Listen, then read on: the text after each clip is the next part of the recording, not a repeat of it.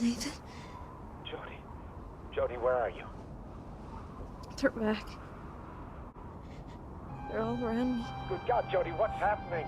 When we started Project, I think especially with the games, it's a hard thing to kind of fully understand the size of it and the complexity of it, because it's something that you have to live and breathe. Games are just the same as films. You start off with stills or the actual artwork that's drawn inspiration to them. Getting the same information as a film about the characters and their background and the colours of the game and the general just feel of it is how normally it starts.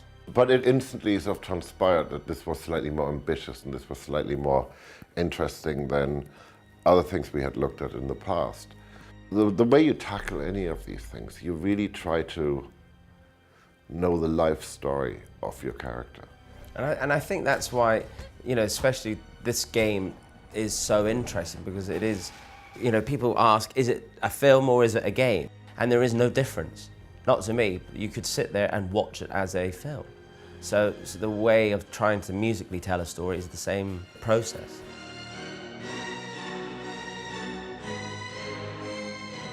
My first meeting with David was when the themes were being presented to him.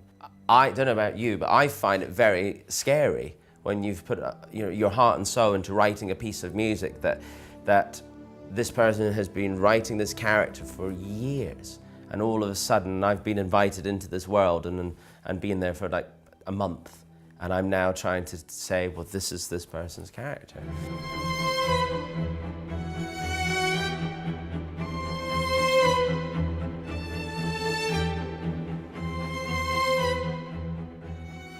The Ellen Page character to David, you know, is very personal, and and he's lived and breathed the development of that character, and like the same, I'm sure, as if it was been a film, but with this game, it's very personal. Look, this is what all good filmmakers have in common. They have a vision of what they want to do, and they tell you about this vision, and as they tell me about the vision, I try to think, what is it that they can't tell me? What is it that they can't do? What is it that they can't say elegantly in words or pictures? Or, and what is it that I can sort of bring to the party that is just going to knock their socks off and surprise them? And a good filmmaker will always let you do that. If you look at the like the 3 Dark Knight movies we did with Chris, we really, like each one, we put everything in, all of us.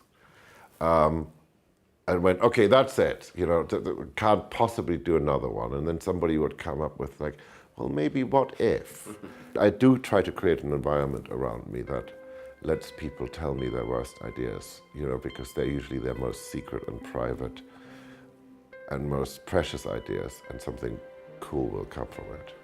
As games develop, as this new art form develops, we can become more cinematic.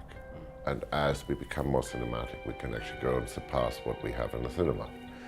And I think that's interesting, because one of the reasons I really enjoy the whole gaming world is because we are looking for that next thing which can become immersive, that can involve us, that can really, in a way, go beyond entertainment. What annoys a lot of gamers sometimes is constant themes being used all the time.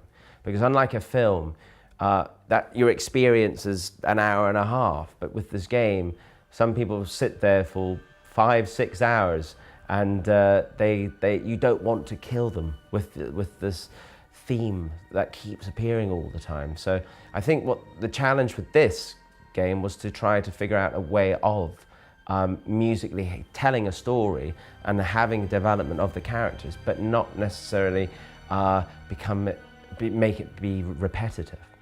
You know, the thing is that unlike a film, the only time you actually fully understand, I think with music, what we've managed to actually do is when you have the time to sit and play the game, because we don't fully understand how much, you know, how it really will work out, especially with this game, because you're choosing different decisions constantly.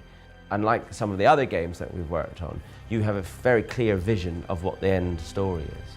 And with this, it's just so exciting because the story changes.